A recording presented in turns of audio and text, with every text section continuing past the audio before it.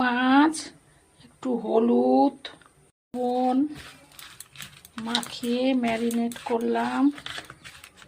কড়াইতে তেলটা দিয়েছি, হয়ে গেছে। এবার একটা একটা করে মাছ তারপরে